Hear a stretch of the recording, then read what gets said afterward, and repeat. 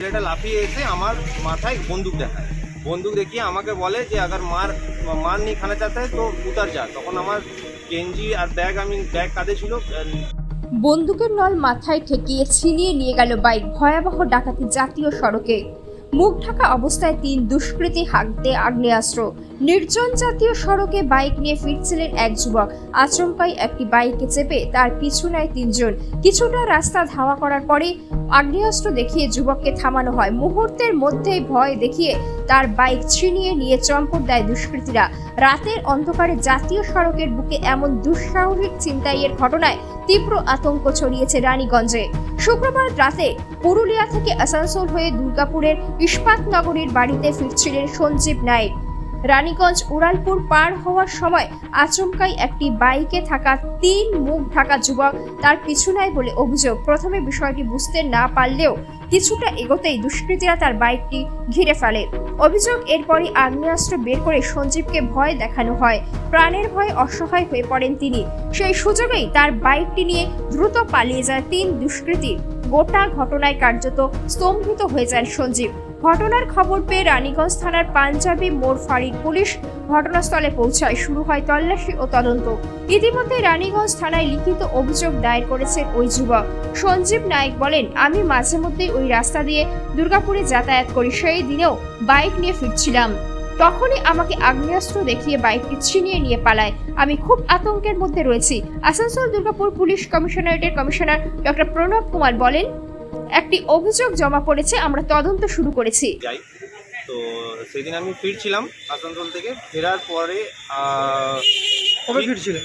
21 তারিখে রাত্রেবেলায় আমি ফিরে আসছি। তখন পাঞ্জাবি মোড়ের যে ওপরে যে ফ্লাইওভারটা আছে, সেই ফ্লাইওভারের ওখানটাতে ঠিক নামবো, তখন পেছন থেকে 3 জন একটা বাইকে করে আসে, দিয়ে আমার গাড়ির সাথে ওর গাড়িটা পুরো একদম সাটিয়ে দেয়। আমি ভাবলাম হয়তো অ্যাক্সিডেন্ট হয়ে যাবে, এত স্পিডে সব ট্রাক যাচ্ছে।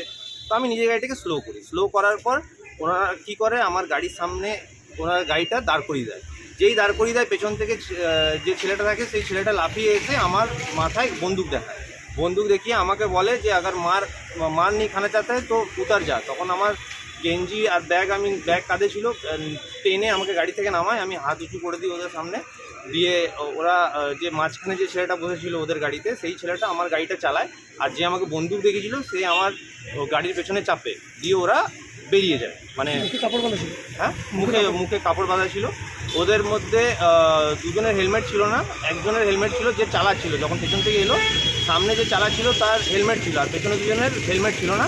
পেছনে যার কাছে পিস্তল ছিল তার মুখে কিন্তু রুমাল বাঁধা ছিল। ওর বাইকটা ছিনতাই করে নিয়ে চলে যাবে?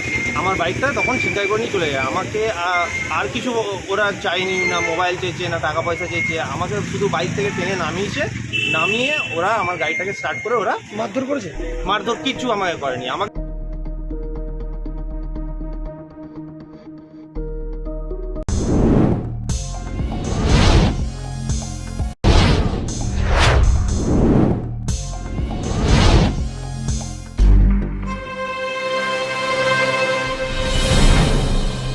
জেলার সমস্যা হোক বা খুশির খবর, শহরের হাহাকার থেকে আপনার ব্যথা, জেলার গর্ব হোক কিংবা জেলার মেধা, গ্রামের অজানা গলি থেকে শহরের ব্যস্ত এলাকা, সব জায়গার খবরের ওপর রয়েছে নিউজ আই 24 ডিজিটালের নজর।